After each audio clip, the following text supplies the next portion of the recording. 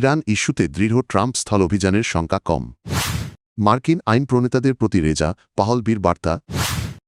মধ্যপ্রাচ্যে মুসলিম ব্রাদারহুডের ৩ শাখায় যুক্তরাষ্ট্রের নিষেধাজ্ঞা। বিক্ষোভকারীদের বিরুদ্ধে দ্রুত বিচার শুরুর ঘোষণা ইরানের বিচার বিভাগের। ট্রাম্পের হুমকি, বড় সমস্যায় পড়তে পারেন গ্রিনল্যান্ড প্রধানমন্ত্রী।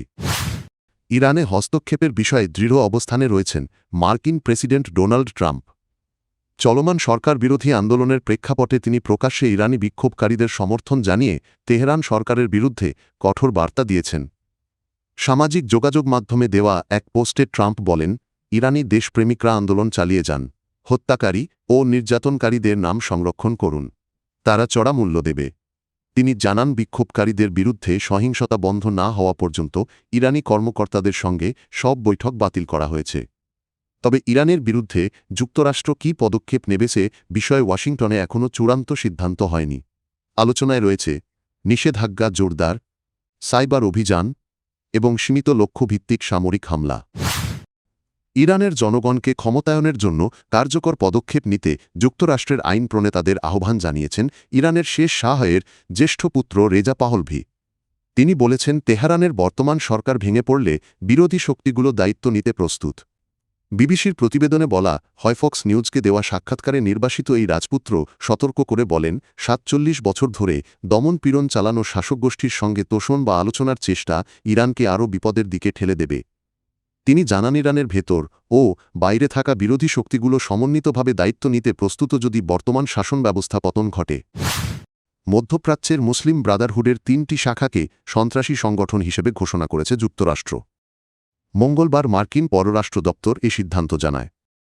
বিবৃতিতে বলা হয়, লেবাননের মুসলিম ব্রাদারহুড শাখা ইসলামিক গ্রুপ আল জামা আল ইসলামিয়াকে বিদেশি সন্ত্রাসী সংগঠনের তালিকায় যুক্ত করা হয়েছে। এর ফলে সংগঠনটিকে আর্থিক বা অন্য কোনো সহায়তা দেওয়া যুক্তরাষ্ট্রের আইনে অপরাধ হিসেবে গণ্য হবে। একই সঙ্গে মার্কিন ট্রেজারি বিভাগ জর্ডান ও মিশরের মুসলিম ব্রাদারহুড শাখার ওপর নিষেধাজ্ঞা আরোপ করেছে। যুক্তরাষ্ট্রের দাবি, এসব শাখা ফিলিস্তিনি সংগঠন হামাসকে সহায়তা করেছে। পররাষ্ট্রমন্ত্রী মার্কো রুবিও বলেন, সহিংসতা ও অস্থিরতায় জড়িত মুসলিম ব্রাদারহুড নেটওয়ার্কের বিরুদ্ধে এটি দীর্ঘমেয়াদী অভিযানের প্রথম ধাপ। তিনি জানান, সংগঠনগুলোর অর্থায়নের পথ বন্ধে সব ব্যবস্থা নেওয়া হবে। এর আগে প্রেসিডেন্ট ডোনাল্ড ট্রাম্প মুসলিম ব্রাদারহুডের নির্দিষ্ট শাখাগুলোর বিরুদ্ধে নিষেধাজ্ঞা পর্যালোচনার নির্দেশ দিয়েছিলেন। উল্লেখ্য, মুসলিম ব্রাদারহুড প্রতিষ্ঠিত হয় ১৯২৮ সালে মিশরে। ২০১৩ সালে মিশরে এবং চলতি বছর জর্ডানে সংগঠনটি নিষিদ্ধ করা হয়েছে। ইরানে সাম্প্রতিক সরকার বিরোধী বিক্ষোভে গ্রেফতার সন্দেহভাজনদের বিরুদ্ধে দ্রুত বিচার চালানোর ঘোষণা দিয়েছে দেশটির বিচার বিভাগ। বুধবার রাষ্ট্রীয় টেলিভিশনে দেওয়া বক্তব্যে বিচার বিভাগের প্রধান গোলাম হোসেন মোহসেনি এজেই বলেন, যদি কেউ সহিংস কর্মকাণ্ডে জড়িত থাকে, আগুন দেওয়া, শিরচ্ছেদ বা মানুষকে পুড়িয়ে ফেলার মতো অপরাধ করে, তাহলে তাদের বিচার দ্রুত সম্পন্ন করা হবে। তিনি আরও জানান, সব মামলার বিচার সর্বসমক্ষে ওপেন কোর্টে অনুষ্ঠিত হওয়া উচিত।